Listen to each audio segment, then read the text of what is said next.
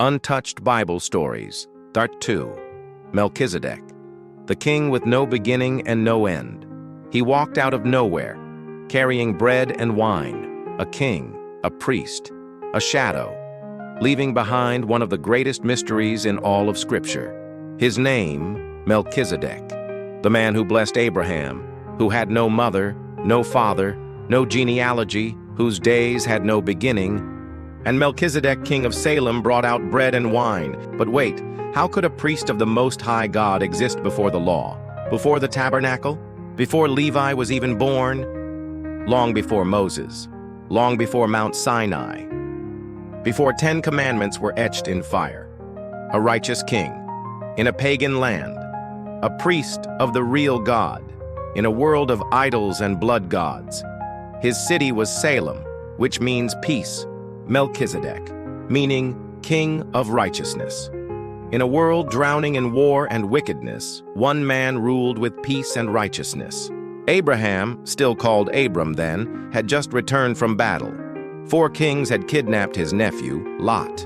So Abraham gathered 318 trained not warriors, servants, and chased down an army. He defeated kings with kitchen hands. Blood on his hands, dust on his face. He meets someone in the valley, not another enemy, but a mystery. This king does not demand tribute. He gives bread, he brings wine, not gold, not weapons, bread and wine. A glimpse of Christ, before Christ. This is where it gets deeper. The book of Hebrews, thousands of years later, picks up this mystery. Without father or mother, without genealogy, without beginning of days or end of life, resembling the Son of God, he remains a priest forever. Hebrews 7:3. Wait, no father, no mother, no birth certificate, no death? This isn't just a man. He's a blueprint, a shadow, a foreshadowing of Jesus Christ himself. Jesus, the King of Peace. Jesus, the King of Righteousness. Jesus, who offers us bread and wine, not after a war with kings, but after our war with sin. You are a priest forever, in the order of Melchizedek. Not Aaron, not Levi, not temple-bound religion. Melchizedek. He came from nowhere. He left no grave, and yet his name never stopped echoing. But why should you care today?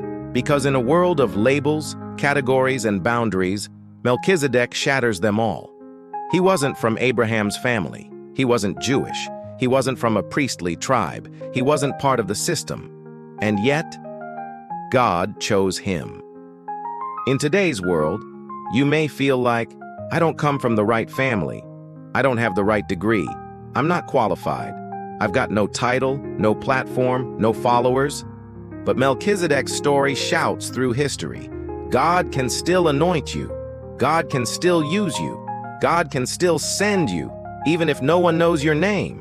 You don't need man's papers when you carry heaven's presence. And what did Abraham do when Melchizedek blessed him? Then Abram gave him 1/10 of everything. Genesis 14:20.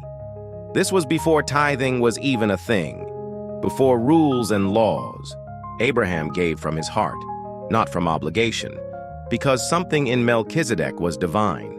Just like something in you may recognize a true calling even when it doesn't look official. The silent power of the forgotten ones.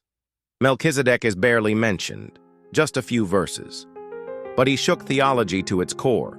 He appears in Genesis 14, again in Psalm 110, then explodes in Hebrews 7. Some say he was a man. Some say he was an angel. Others whisper, he was Christ in disguise. We may never know for sure.